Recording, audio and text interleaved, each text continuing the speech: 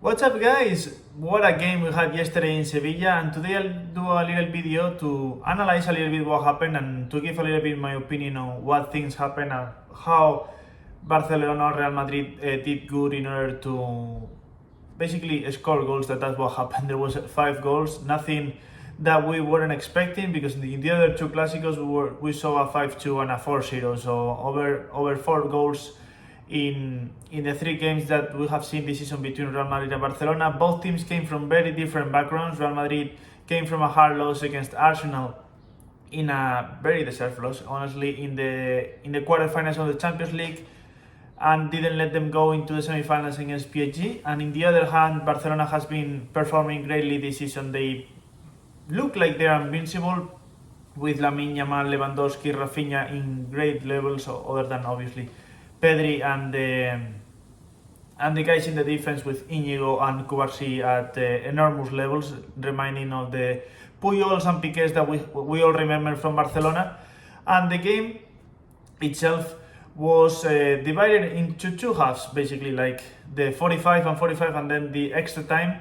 The first 45 minutes was all for Barcelona. There was no contest on Real Madrid's side. Barcelona really played the way that they have been playing, and Real Madrid played the way that they've been playing against Barcelona. What does that mean? Basically, that Barcelona high pressure Real Madrid. Real Madrid wasn't able to get out of the area where Barcelona was trying to recover the ball. They choose what areas they want to recover the ball. They don't go into the center mid, for example, Tchouaméni, and try to recover the ball from there, because they know that there is a lot of space. They go into the sides, they go into Ferland Mendy, they go into Lucas Vázquez, because they know that if they cross them out there, they are going to be in a really easy situation for them to attack the defenders that are going to be a man down. So everything started with, as I said, with a high pressure from Barcelona. And actually, one of the times that Real Madrid was able to get out of the pressure, I think it was Bellingham who dribbled a little bit the ball and tried to find a pass into the space. Cubarsí cut it and caught Real Madrid in the counter, in what Ancelotti was trying to stop, basically, because the team, basically in the previous games, we have seen Real Madrid that wasn't able to create as much game as you in theory expect from the players that they had. But going again about the goal, it was Cubarsí finding Pedri finding Lamine attracting a lot of Real Madrid players like he has been doing throughout this season, and Lamine finds Pedri in the edge of the box that puts basically the ball in the top corner like it was nothing, and that puts the 1-0 deserved for Barcelona in this first half, because nothing else happened for Real Madrid. But at the same time, Barcelona, other than some shots that they had for Courtois to save and in corners and things of that nature, they weren't able to perform to the levels of danger that they've been creating lately in every single game. Because we have to remember that Lamine Yamal has created a lot of assists. Obviously this game he did too, but he wasn't able to perform at the levels that we have seen him perform, the same as Rafinha, because the space were very narrow. Real Madrid was trying to get everything or everybody together to not have Pedri in dangerous positions. Dani Olmo wasn't able to find too many spots where he could turn and find Ferran or Rafinha as well. It was a very tactical first half, I would say, with a lot of pace, but more in the Barcelona side, not such in the Real Madrid side. That was a little bit hidden for Real Madrid, for Vinicius, for Rodrigo, even for Bellingham, that other than a turn, and I remember, weren't able to do much because of the high pressure that Barcelona was having. And one other 2 topics that I wanted to talk about in this first half, the main one that it was Mendy. The Ancelotti really trusted the French left back to play. He got injured in the minute 9. Obviously, I guess he trusted more to fight against Lamine Yamal. But in the first tackle that he had, I don't remember if it was him exactly, but he got injured after not playing for 9 games. It was a very risky decision, and it turned out that Fran Garcia was the guy that needed to play the whole final and kind of turn on the plan that he had for Mendy to defend Lamine Yamal. And in the other side, as I've been speaking about pressure and how pressure, I wanted to give a little bit of a data.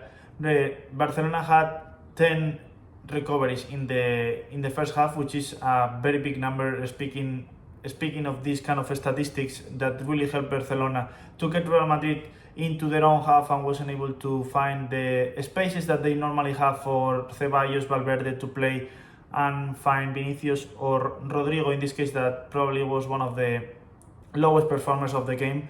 Rodrigo didn't really do anything, and that's why we went into the second half and we see that Ancelotti decides to change Mbappe for Rodrigo. That obviously there is no doubt that the change was coming and obvious, because Rodrigo wasn't been performing in the last games that he has been performing in the previous seasons, and Mbappe is probably one of the best players in the world, so you want him in the field, especially in a final, and if you don't take these risks on a final, when are you gonna do it?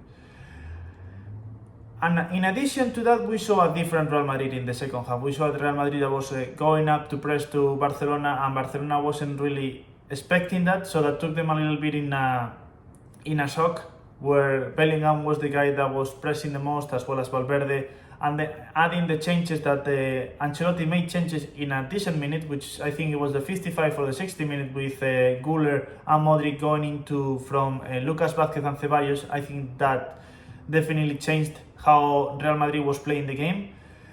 Gave Bellingham a little bit more of a space to run. That's what the Englishman likes to do, run, press.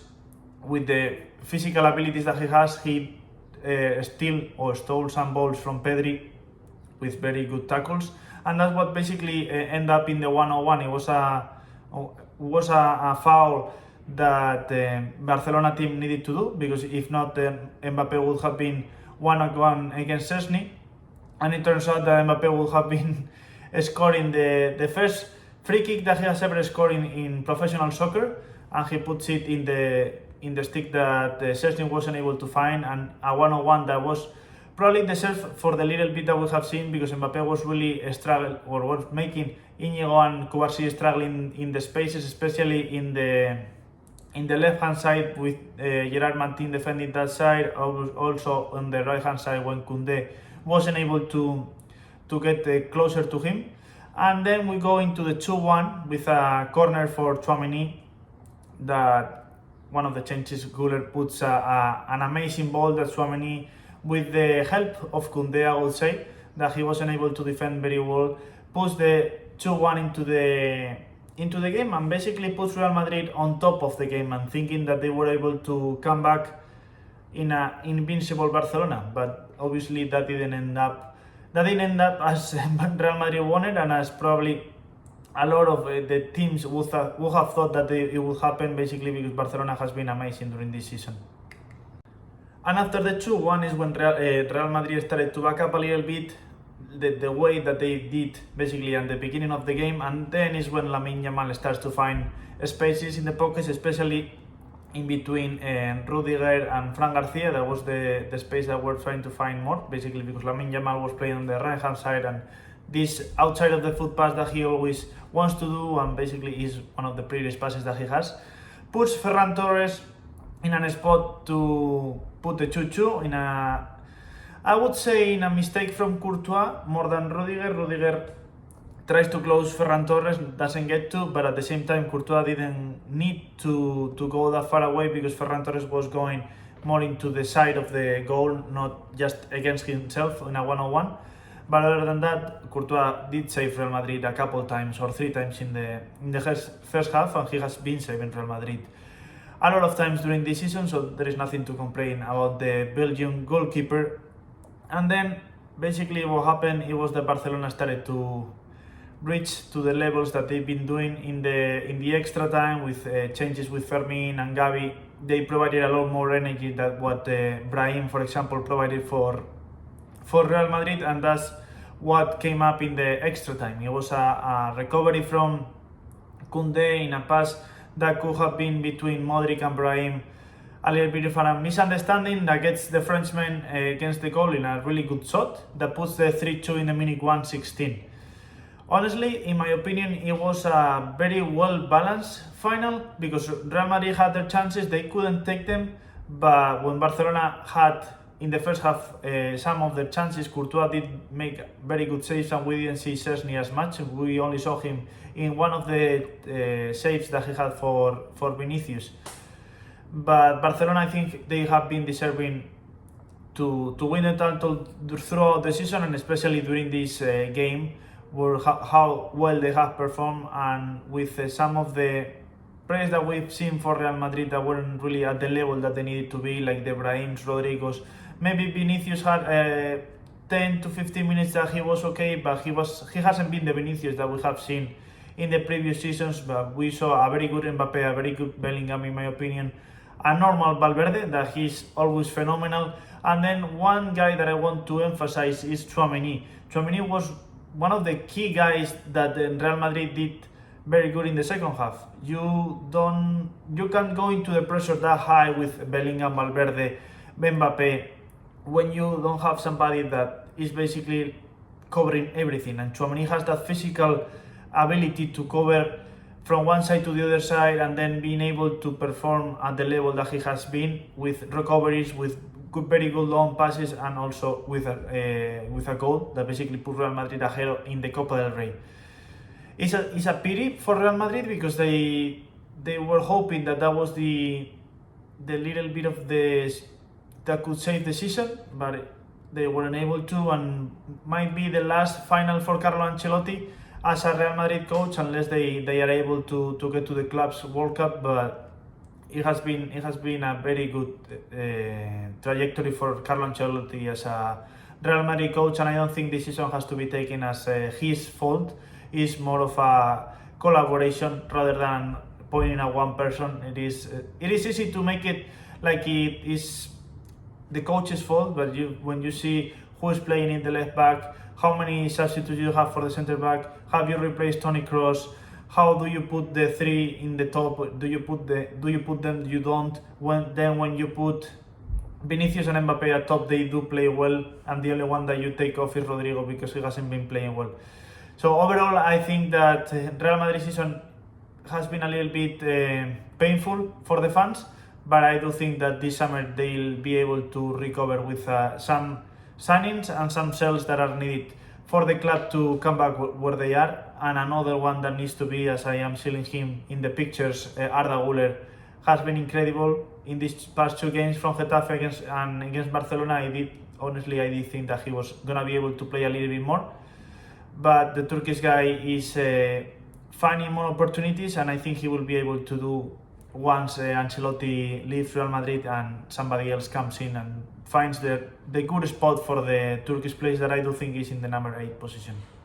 So I hope you guys like this video and this little bit of an analysis of what happened yesterday between Real Madrid and Barcelona. It is a very intense game and a very extensive game as well. It lasted almost 2 hours and a half, but a very nice game for the neutral fans that enjoy football.